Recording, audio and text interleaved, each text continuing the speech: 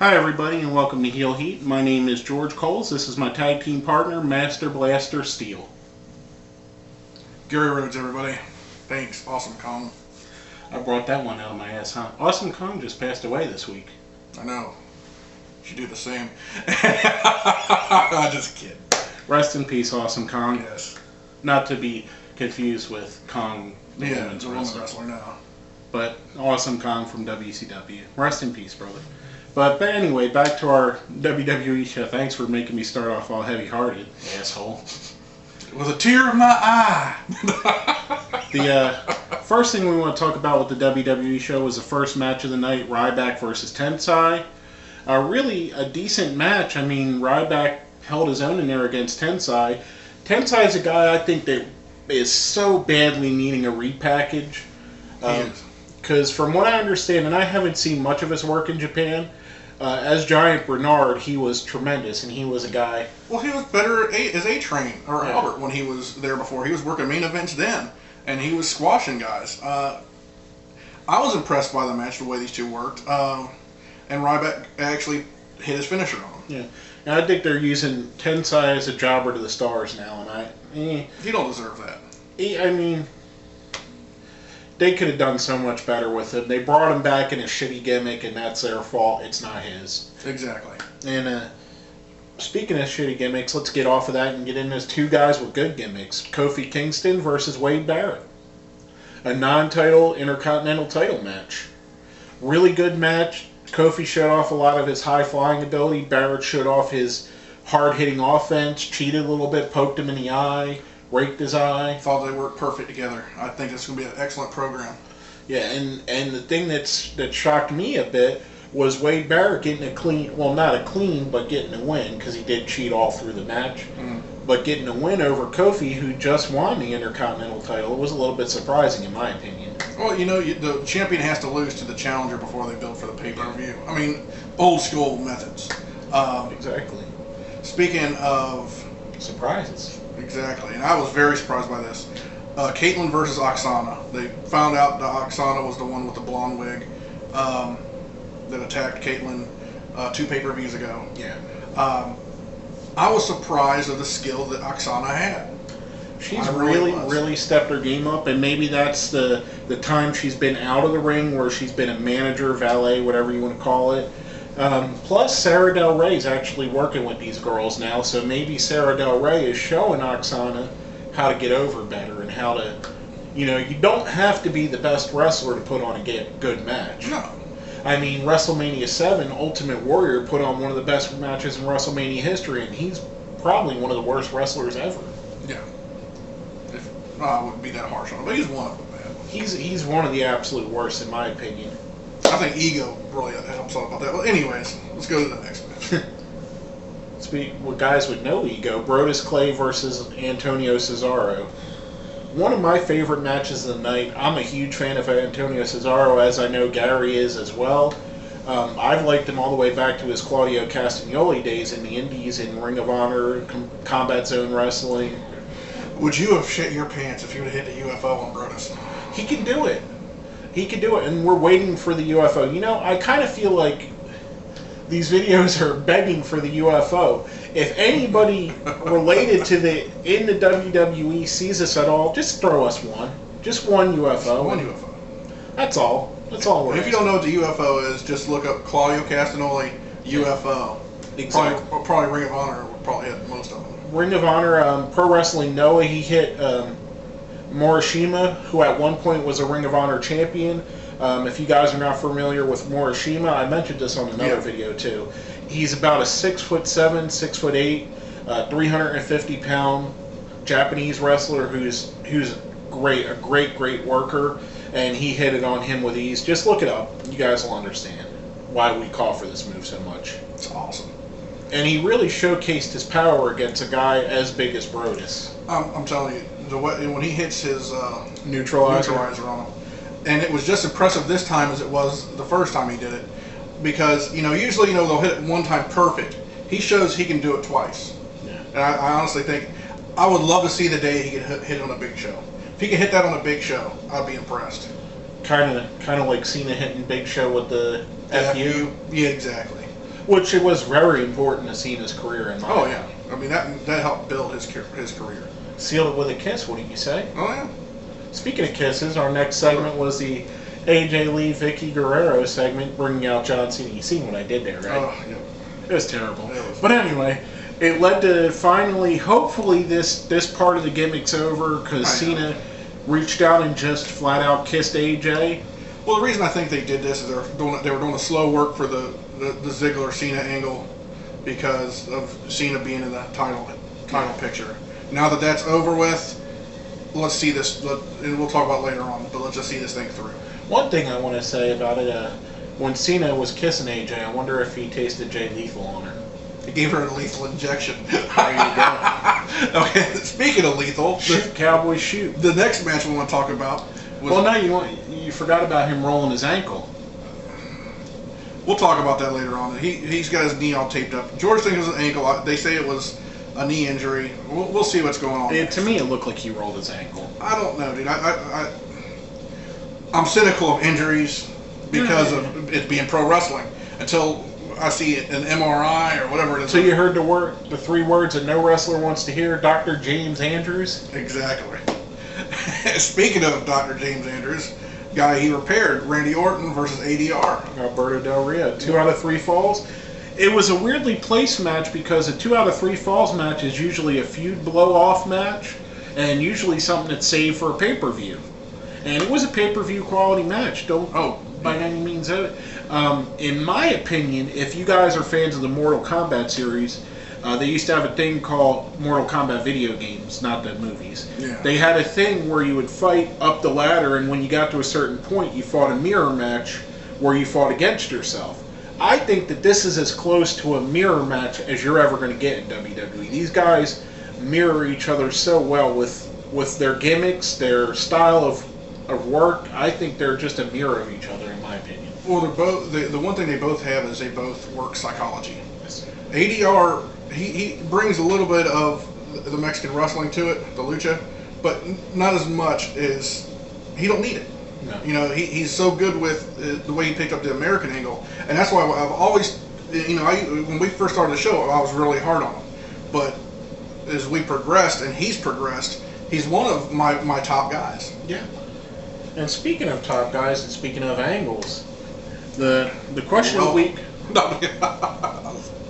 The question of the week from last week was, did the CM Punk Paul Heyman angle where they made fun of Jerry Lawler's heart attack go too far? Now, before we get into our opinion, we're going to give you some of the opinion of our friends. First is from our friend Lou from the Deadly Sins, who's actually in the hospital right now. Get well soon, Lou. If you see this video while you're in there, our thoughts and prayers are with you, brother. Hopefully you're back on your feet and doing your stupid little challenges with Paul, doing the what the fuck you're eating. That's one of my favorite segments they do. I like the stupid shit that Lou comes up with. Just a fan. And he's a good friend of ours. His opinion was, it was a great segment. This is what the WWE needed to raise its low rating and start an interesting angle to CM Punk's character. It's great, it's edgy, and it's what's needed to bring more hype to the main event at Survivor Series. Our next opinion comes from our friend Choppy84. The angle with Punk and Heyman was not crossing the line. People have to realize that Punk and Heyman are heels. They have to get as much heat as they can to draw money for the company, and Lawler was an easy target to get that heat. Next one's from our friend the Masked Tweeter. I think CM Punk and Heyman crossed the line. It was pathetic, it was cruel, it was just wrong, and that's why I loved it so much. Great angle. At first I thought the same thing regarding Maddox and Ryback, but the more I think about it, the more it could lead to a bigger story, which is talking about Ryback squashing Maddox. And our last but not least, another one of our friends from the Deadly Sins, which is another great YouTube channel. Check it out sometime. Our friend Paul, he put Paul put, no, I don't think they went too far. Not sure if there was still heat between Lawler and Heyman, but I think the spot went over well as another step of pushing Punk to the dark side. What's your opinion, Gary? Going with the other guys, man. Great gimmick. I loved every bit of it. I mean, promo, sorry. You're talking about Jerry Lawler, a man that the week after his mother died put it into the show. Yes. You're talking about Jerry Lawler, that went over, back in his heyday in Memphis. Just there's nothing Jerry Lawler wouldn't involve in wrestling. No, he had rapes, murders, deaths, incest, anything you could think of. Hell, even one time Doug Gilbert brought up the Jerry Lawler 14-year-old girl thing. I don't think Doug Gilbert was supposed to, but he let it air. Actually, it was live, so he didn't have no choice in letting it air. But I mean, this is a guy that lets them rip him for the multiple wives he has. Miz ripped him for his mother dying. I mean, Jerry Lawler is probably the guy that came up with the end. Exactly. I think Lawler was probably in the back saying, well, here, why don't you touch on this subject and touch on this, and why don't you fake a heart attack, Paul? Exactly. I wouldn't put it past him. Exactly. Honestly, and the thing is, I'm sorry to interrupt you, but Paul Heyman said it best himself this week. He's like, everybody's been bitching and crying and moaning for an Attitude Era. He said, I'll just give you a little taste of an Attitude Era, and you guys are acting like a bunch of pussies. Exactly. And you guys that chant ECW, we give you a little something extreme, and there you go. I think this is the making of deeper promos, which I hope. Bring on the revolution, which is what I'm dubbing the new Punk-led era. I think so. But anyway, coming off of that, our question of the week for this week, we're going to keep it a little bit lighthearted because it's Thanksgiving. Make it easy. Don't want to go too heavy. We're already going to be heavy from the turkey. Which guy do you think has the brightest future, Wade Barrett or Antonio Cesaro? Let us know what you think. Put it on our Facebook. Hit us up on Twitter. Put it down where? Down there. Did you see how I gave you the Scott Hall? You damn sure did, but you weren't drunk enough. Oh, yeah. Look at it go. Sabu style. No, I'm sorry. A little too much on that. Pop fly. But anyway, let us know what you think. Wade Barrett, Antonio Cesaro, who do you think has the brightest future? Now coming. Sorry, coming off of that brightest future, I had to touch on that. I mean, you touch on a lot of things, don't you? A little bit. Khali versus the Colognes. Now, speaking of a bright future, they are tearing the Colognes' bright future apart. Ripping in a new asshole. They are. It's terrible. You have two guys that were in walked in WrestleMania. They were in a pre-show, mind you, but still, as tag team champions and defended them, and now they're losing, to everybody. And it was more, like you were saying earlier, if one of them would have lost, it would have been as bad, but both, it's bullshit. Yeah, Khali crushed him. In my opinion, like he just touched on, if either Primo or Epico loses to Khali clean, he squashes him. I'm okay with that. But he's destroying a team that's been tag team champions in a tag team division that you're trying to build up desperately. Mm-hmm. But I didn't like the match, and that's probably one of the lower points of the evening. I mean, I really thought that was terrible. But coming off of that, we had a David Otunga versus the Miz match. Miz has finally done the face turn. They have him wrestling against heels. Not quite yet, because the way that the announcers were going off, they were kind of still doing him as a heel. I think after Wednesday night's fight between him and Dolph Ziggler, then you'll have the full face Miz. Exactly. I thought it was a decent match. Otunga's starting to show a little bit more in the ring. I'm glad he's progressing because he's got a look. He's got a good gimmick. All he needs is the ring work to go with it. And speaking of another guy that's improved his ring work tremendously in this year, in my opinion, was Sheamus. Sheamus versus Damian Sandow. I think other than Alberto Del Rio versus Orton, this was my favorite match of the night.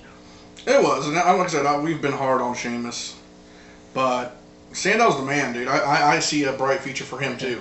And he carried on great in this match. He worked perfect heel. Another thing I'm high on is a psychological wrestler. Yep. And that's one thing Sandow is. He's kind of like a Mr. Perfect. I'll go with Ziggler more perfect. I think he's like a hard-ass genius. Like, he's like a tough Lenny Poffo. Genius was always kind of a... Well, I was saying a tough Lenny Poffo. I don't know. Maybe a Rick Rude. Someone that I think Cesaro outthinks people. Yeah, you know. Like I said, I'm very high on Sandow, and I thought everything was great about this match till the end. Yeah, till Sheamus going over clean. I would have liked it better if there was a run-in from the Big Show to save Sandow a little bit from taking a loss, but that's a little petty complaints about it, really. Now, speaking of petty, go to the next, this isn't really that petty. I thought the next segment was just awesome. Awesome. Without the Miz. Dolph Ziggler and AJ and John Cena segment. When AJ's running around looking for Ziggler, she gets in Ziggler's face, and Ziggler cuts the nastiest, scavingest, heeliest promo on her. Like, dude, I know. It deserved its own word. A new word. On AJ, dude. It's just a matter of, I mean, even if she wasn't acting, it looked like she was going to cry her eyes out the way he was on her. In my honest opinion, I think this is Dolph Ziggler's pipe bomb moment, where Ziggler's always been a guy that everybody thinks could go to the top of the card, and this is his moment where you see it. Kind of like the Austin 316, the CM Punk sitting on the top of the ramp. This is Dolph's moment. He's never looked better than he looks now. He destroys Cena right after that. Not many people get to destroy Cena like that. Exactly. I think Vince and them are looking for a bright future for Dolph Ziggler. Yeah, and speaking of two guys with bright futures, well, one guy and the other guy's kind of on the end of his career. Team Hell No versus Rey Mysterio and Sin Cara. Basically the same in both. Both of them have a guy on the upside and a guy that's towards the end of their career. Exactly. I thought it was a really good match. I really liked the pairing of Rey Mysterio and Sin Cara more than I ever thought I was going to. Yeah, tell me. And Team Hell No, what more can you say about these guys? Kane is one of my absolute favorite wrestlers, and Daniel Bryan, I think, is him and CM Punk are number 1 and 1A in being the best in the world, and depending on what day. Well, you take it like this though. We talk about Kane, a guy towards the end of his career. The guy, you realize he's 45 years old. And he runs around there like he's in his 20s. Yeah. And, I just see, I mean, he will be a first draft Hall of Fame, right? First ballot, first draft, whatever. He's going to Hall of Fame. Speaking of a first ballot Hall of Famer. That's what I was leading to. There's a reason why Gary has this white shirt on. And there's a reason why he has his gray shirt on. We are celebrating 366 days of CM Punk as world champion. It was a leap year. 2012 was a leap year. I don't know. Well, I'm just saying. So actually today is the year. Whatever. I'm just fucking with you. They did the 1 year ceremony for CM Punk. He brought up the thing that Gary spoke about earlier with Heyman complaining about the fans. They did their thing. The most impressive thing, in my opinion, was how much they were putting over Bruno Sammartino. Well, they're wanting Bruno. Like I say, my opinion on it is they're wanting Bruno to get in the Hall of Fame. I think Bruno's probably already accepted, and they're just trying to make Bruno relevant with the crowd now. Yeah. Because honestly, Bruno's before our times, and we're in our mid-30s. Yes. So. But we've seen the very tail end of his career, and a little bit before that. Seen his son's career too. I really would. I'd really appreciate. And I said this to you earlier about Harley Race. I'd appreciate if they put out a Bruno Sammartino DVD. It would be. I'd love to see some of his work that I haven't seen, because most of the stuff I've seen has been old VHS tapes or on YouTube that's a copy of a VHS tape. Exactly. But I'd really love to see him get the good treatment. Not to get too far off subject. Speaking of treatment, I think Ryback, towards the end, Ryback got some of the same treatment he had the night before. Oh, yeah. The NXT3, or whatever you want to call them, Dean Ambrose, Roman Reigns, and Seth Rollins. These guys came out, destroyed Ryback again. They laid a beating. Watch it back in slow motion, and they're actually hitting him. They're not pulling punches on him. And kudos to Ryback for letting them do it, because it brings realism in, and it looked like a gang attack. My opinion of this is this could be Vince's way of taking out the cartoon. I mean, because Ryback's all right, but he's almost cartoonish. Yeah. It's like taking a cartoon character out and replacing it back with attitude. Or what would you call it? The Revolution.